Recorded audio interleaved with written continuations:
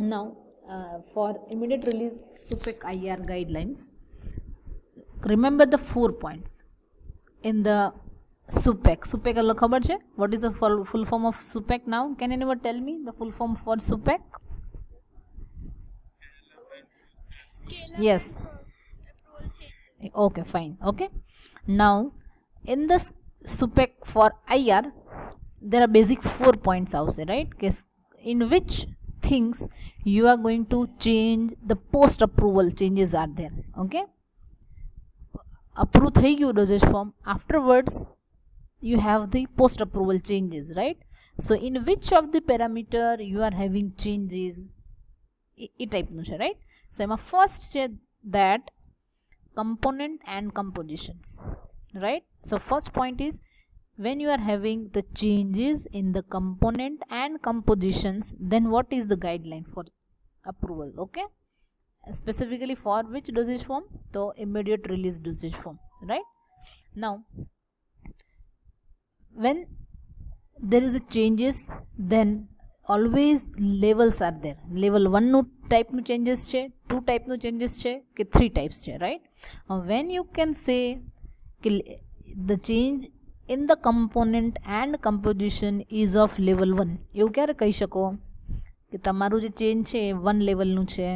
મતલબ શું થાય કે when one level change is there, then it unlikely to have any detectable impact on the formulation quality and performance. मतलब શું કહેવાય? when you can say your change is of level 1 change, એવું ક્યારે કહી શકો? when જે બી તમે change કરો છો it doesn't have any detectable impact on the formulation quality and performance. એવી કોઈ ખાસ ઇફેક્ટ આવતી નથી ક્વોલિટીમાં અને પરફોર્મન્સમાં. તો એવું ચેન્જીસ છે then it is called as level 1 changes in the component and composition. मतलब શું કહેવાય? સેકન્ડ એક્ઝામ્પલ આપો એમાં કે either deletion or partial deletion of the ingredients, right, which are intended to affect color or flavor of the drug products. પછી for example કેવું એને level 1માં કીધું છે કે change in the ingredient of the printing ink. પહેલાં તમે printing ink લેબલની ઉપર વાપરતા હતા, એ અલગ હતી. હવે આફ્ટર અપ્રુવલ થઈ ગયું પછી now you have change the colour of the labels. તો તમે પ્રિન્ટિંગ ઇંક શું થઈ ગઈ? ચેન્જ થશે, કલર ચેન્જ થશે, right? So by changing the printing ink color, it doesn't have any type of detectable impact on the formulation quality and performance. Are you getting level 1 changes? શું કહેવાય? Is it okay? Component, okay, component and composition ની અંદર level 1 changes આવી રીતનો હોય. Okay, મતલબ શું કહેવાય કે જો એ ચેન્જીસ બહુ મેજર ના હોય તો એને લેવલ 1 ચેન્જીસ, એની ક્વોલિટી પર ફરક ના પડવો જોઈએ. ઓકે, હવે changes in the excipient expressed, જે બી તમે ચેન્જ કરો ને કોઈ પણ ક્વોન્ટિટીની અંદર. Okay, where are it going yaar?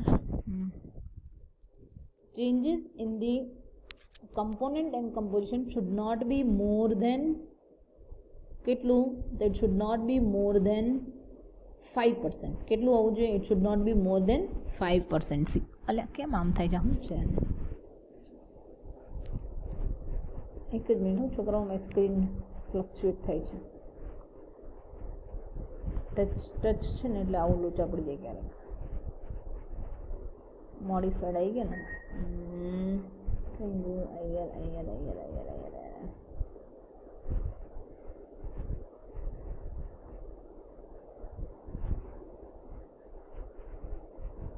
Okay this. Okay, દેખાયું હવે? Same page? ઓકે, કેમ સ્ક્રીન નથી દેખાતી? હે ને? હા, આપણે અહીંયા પહોંચ્યા હતા કે deletion or partial deletion or partial addition of any of the ingredient like colour, flavour. આ પ્રિન્ટિંગ ઇંકનું એક્ઝામ્પલ મેં આપ્યું, રાઈટ? સો એ ત્યાં સુધી પહોંચ્યા આપણે, રાઈટ? નાઉ હવે ચેન્જ, આપણું જે લેવલ 1 ચેન્જીસ છે શેની અંદર ચેન્જીસ છે? The changes in the composition and component. તો change in the excipient is less than or equal to the following table. Level 1 ચેન્જીસની અંદર આ જે ટેબલ આપ્યું છે ને એટલાની અંદર જ તમે ચેન્જ કરી શકો. ઓકે, એન્ડ ટોટલ ચેન્જીસ બધાનું ભેગું થઈને ચેન્જીસ, ફોર એક્ઝામ્પલ આ છે બાઇન્ડરમાં પણ તમે ચેન્જ કર્યો, ડિસઇન્ટિગ્રેટિંગ એજન્ટમાં પણ ચેન્જ કર્યો, ગ્લાઇડરમાં બી ચેન્જ કરો, right. Then all the changes should not be more than 5%. 5%થી વધારે ચેન્જીસ ના હોવું જોઈએ, right. Then it is fall under which level? Level 1 changes. ફિલરમાં તમે કેટલા % ચેન્જ કરી શકો? 5% ઓફ ટોટલ વેઇટ. ઓકે, ડિટર્જન્ટની અંદર 3%, બાઇન્ડરમાં only 0.5% can be done, lubricants 0.25, glidant 1%. Okay, આ ચેન્જીસ છે અને ઓલ બધાની અંદર ભેગો ચેન્જ કરો. then all additive changes should not be more than કેટલું? 5%. એનાથી વધારે બધાને કમ્બાઈન ના હોવું જોઈએ. Okay, now these percentages are based on the assumption that the drug substance in the product is formulated to 100% label claim. હવે total additive effect should not be more than 5%. મતલબ 0.5% તમે ગ્લાઇડનમાં ચેન્જ કર્યો, 1% તમે ડાયલ્યુએન્ટમાં change કર્યો, ડિસઇન્ટિગ્રેશન એજન્ટમાં તમે 0.2 કર્યો, એટલે બધું ભેગું થઈને કરો તો એ બધા ચેન્જીસ છે એ 5%થી વધારે હોવા ના જોઈએ. ઓકે, એક્ઝામ્પલ આપ્યો છે કે એને પ્રોડક્ટ કન્ઝિસ્ટ ઓફ એક્ટિવ ઇન્ગ્રેડિયન્ટ એ હોય, એની અંદર કોઈ એક્ટિવ ઇન્ગ્રેડિયન્ટ કેટલો છે? એ છે. તો એમાં તમારું ડાયલ્યુએન્ટમાં તમે લેક્ટોઝ પણ લઈ શકો, એમસીસી પણ લઈ શકો, પછી મેગ્નેશિયમ સ્ટીઅરેટ પણ છે. ઓકે, તો હવે તમે એમાં ચેન્જીસ કરો છો, ફાઇન. તો ચેન્જીસ કરો એટલે કાં તમે લેક્ટોઝને થોડું વધારો છો, કાં એમસીસીને થોડું ઘટાડો છો.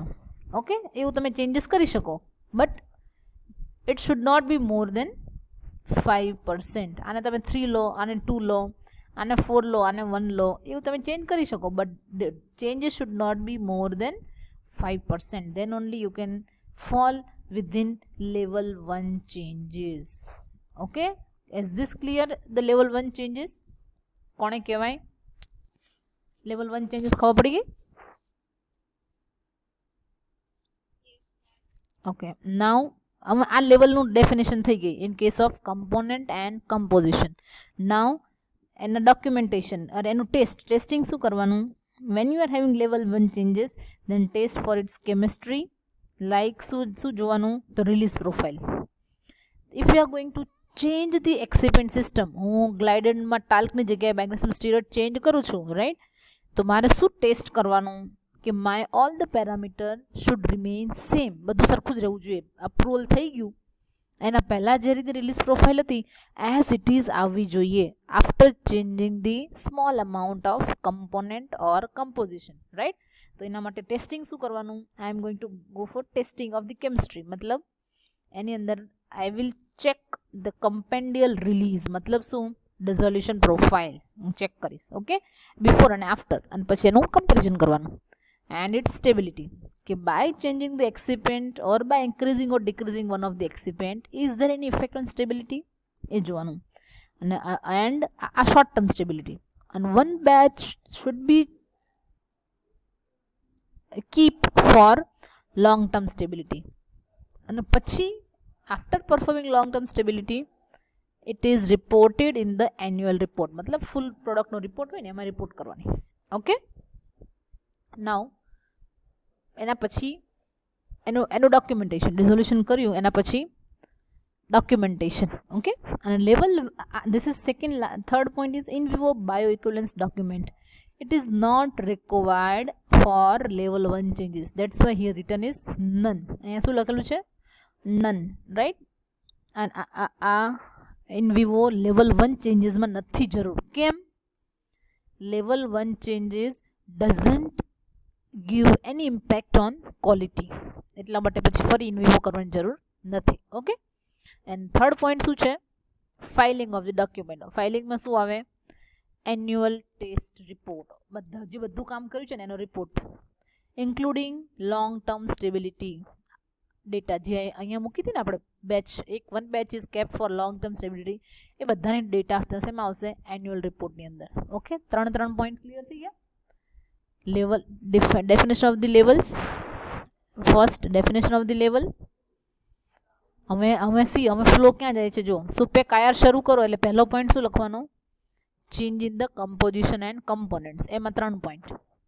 લેવલ એની અંદર ફર્સ્ટ લેવલ આવશે, લેવલ 1 ચેન્જ આવશે, એની અંદર 3 point. Definition of the level, પછી ટેસ્ટિંગ અને પછી ફાઇલિંગ ઓફ ડોક્યુમેન્ટેશન. થઈ ગયું.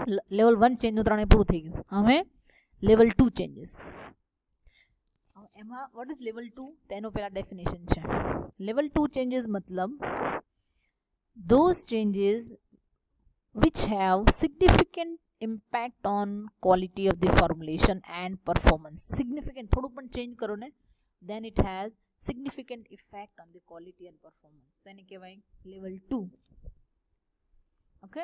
એન્ડ ધ ટેસ્ટ અને ફાઇલિંગ મતલબ જે બીજો ને ત્રીજો પોઈન્ટ છે ને એને કહેવાય ટેસ્ટ અને ફાઇલિંગ ડોક્યુમેન્ટેશન. ઓકે. તો લેવલ 2 ચેન્જીસ જો હોય તમારી ફોર્મ્યુલેશનની અંદર, તો એનું ટેસ્ટિંગ અને ફાઇલિંગ ડિપેન્ડ્સ અપોન 3 ફેક્ટર્સ. આ યાદ રાખજો. It is a question for MCQ and GPAT. કયા ફેક્ટર ઉપર ડિપેન્ડ છે લેવલ 2 ચેન્જીસ? તો it depends upon therapeutic range, solubility and permeability. આ ત્રણ ઉપર ડિપેન્ડ છે લેવલ 2 ચેન્જીસનું testing and filing. Okay. So therapeutic range either be narrow or it may be broad. Okay. પછી ડ્રગ સોલ્યુબિલિટી અને પરમિએબિલિટી એ કેવી હોય? It may be either low or it may be either high. કોઈ પણ રીતની હોઈ શકે સોલ્યુબિલિટી અને પરમિએબિલિટી. ઓકે. કાં ઓછી હોઈ શકે, કાં વધારે હશે. સો in case of level 2 changes you have to measure solubility. તો how will you measure solubility? તમને ખબર કેવી રીતે પડે કે લો છે કે હાઈ છે? how can you predict કે you are in the low quality or in the high category? બેમાંથી તમે શેમાં છો? તમારી ડ્રગ શેમાં છે? કેવી રીતે ખબર પડે? તો you have to measure the solubility. કેવી રીતે મેજર કરશો? તો it is based on the minimum concentration of drug in milligram per ml in the largest dose strength. meaning શું થાય આનો? at physiological pH 1 to 8 and 37 degree. મતલબ શું? આટલી 3 લાઈનનો મિનિંગ શું થાય કે ટુ ચેક ધ સોલ્યુબિલિટી, તમે તમારી ડ્રગને ક્યારે હાઈ સોલ્યુબલ કહી શકો. પહેલી વાત યાદ રાખજો, હું પૂછીશ પછી. When you can say your drug as a high soluble drug when dose, મતલબ શું? ડોઝ મતલબ ફોર એક્ઝામ્પલ પેરાસિટામોલ. પેરાસિટામોલનો ડોઝ કેટલો છે? કોણ કહેશે મને? What is the dose of paracetamol? બોલો. Yes, dose is 500 mg, right. So 500 mg dose છે તો એનો હાઈએસ્ટ ડોઝ પકડવાનો. કેટલો પકડવાનો? 600 પણ આવે છે. પેરાસિટામોલ ડોલો આવે, ડોલો 600 નો આવે. ઓકે. તો તમારી ડ્રગ છે ને એનો હાઈએસ્ટ ડોઝ પકડવાનો. તો that is called as dose. Okay. Largest dosage strength. શું છે આ? શું લખેલું છે વર્ડ? Largest dosage strength. મતલબ પીસીઆઈ 250માં પણ આવે, 500 પણ આવે, 650 પણ આવે છે. ઓકે. તો સપોઝ 650 લાર્જેસ્ટ ડોઝ છે તો highest dose should be soluble in less than 250 ml of the media. આ યાદ રાખવાનું કે સોલ્યુબિલિટી તમે સારી છે ખોટી છે કેવી રીતે કહી શકો? તો largest dose should be soluble in કેટલા ml? Less than or equal to 250 ml. તો એને કહેવાય હાઈ સોલ્યુબિલિટી ડ્રગ્સ. કેવી કહેવાય? High solubility drug. તમારો હાઈએસ્ટ ડોઝ છે, મિલીગ્રામ નહીં. મિલીગ્રામમાં ક્યાંય વેલ્યુ નથી, રાઈટ. કઈ વેલ્યુ થવી જોઈએ? એનો dose. Dose is different depend upon the drug. Paracetamol છે તો એનો 650 છે. એ રીતે બીજી કોઈ ડ્રગ હોય તો એનો 100 મિલીગ્રામ જ હોય. તો આમાં તમારે 100 મિલીગ્રામ 250માં ડિઝોલ્વ કરવાની, જ્યારે પેરાસિટામોલમાં 650 મિલીગ્રામ ડિઝોલ્વ કરવાની. ખ્યાલ આવે? સો ડિપેન્ડ અપોન ઇટ્સ ડોઝ તમારે મિલીગ્રામ નક્કી કરવાના. અને વોલ્યુમ ઇઝ ફાઇનલ કેટલું? 250 ml. એનાથી વધારે મીડિયા લેવાનું નથી. Is this clear? Okay. Now example આપ્યું છે. See compound A its lowest solubility, અને આ યાદ રાખવાનું કે it should be dissolve within pH range of 1 to 8. 1 to 8ની અંદર જ તે 8 અપ નહીં. કેમ? કારણ કે it is the physiological pH range. બોડીમાં પછી 8ની અપ ના હોય પીએચ ક્યાંય. બોડીમાં પછી 10-12 પીએચ હોય જ નહીં. Okay. That's why we have to check the solubility in the pH range of 1 to 8. And body